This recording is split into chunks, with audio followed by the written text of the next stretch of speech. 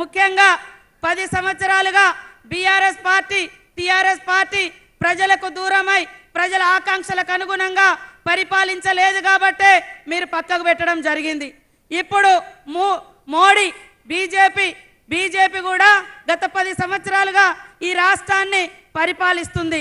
అయ్యా నువ్వు ఏం చేసినవో చెప్పవయ్యా అంటే ఆయన ఏం చేసింది చెప్పలేక, చెప్పుకోవడానికి ఏం లేక కాంగ్రెస్ పార్టీ మీద రకరకాల కుట్రలు చేసి, కాంగ్రెస్ ప్రభుత్వాలను కూల్చే కుట్రలు చేసి, అదే విధంగా కాంగ్రెస్లో ఉంటే అవినీతి పరులంట, కాంగ్రెస్ నుంచి పక్కకు పోతే మరి వాషింగ్ పౌడర్ నిర్మా అంట, పక్కన మహారాష్ట్రలో అశోక్ చవాన్ అనేటువంటి సీఎం ఉంటే కాంగ్రెస్ పార్టీలో ఆయన మీద కేసు పెట్టారు. వాళ్ళ పార్టీలో పోగానే ఆయనకు రాజ్యసభ ఇచ్చి ఢిల్లీకి పంపారు. మరి ఇవాళ ఏమంటున్నాడు, కాంగ్రెస్ వస్తేనట పేదోళ్ళ దగ్గర పుస్తకాలు గుంజుకోనట ఇంకొక ముస్లిం కమ్యూనిటీకి ఇస్తారంటారు.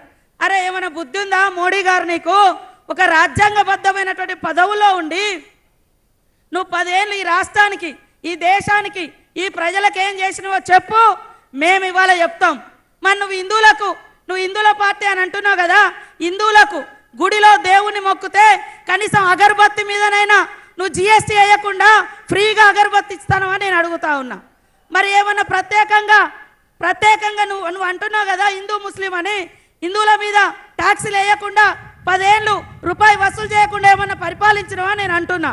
కానీ కాంగ్రెస్ పార్టీ ఈ దేశంలో ఉన్నటువంటి ప్రతి ఒక్కరి కష్టాలను పేదోళ్లకు దగ్గరగా పరిపాలించి ఈ 70 సంవత్సరాల కాలంలో మరి ఆహార భద్రత చట్టం తీసుకొచ్చి 81 కోట్ల మందికి రేషన్ కార్డులు ఇచ్చింది.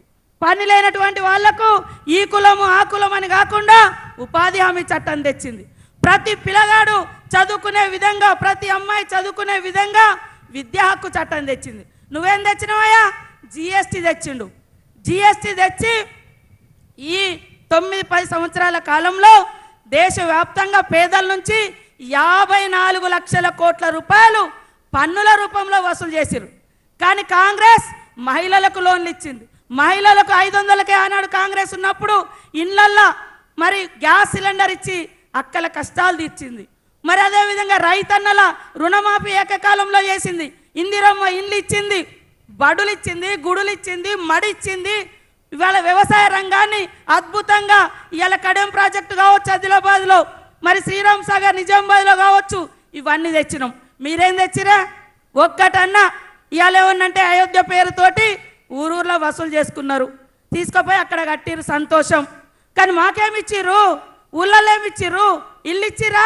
తమ్ముళ్ళు ఉద్యోగం ఇచ్చిరా?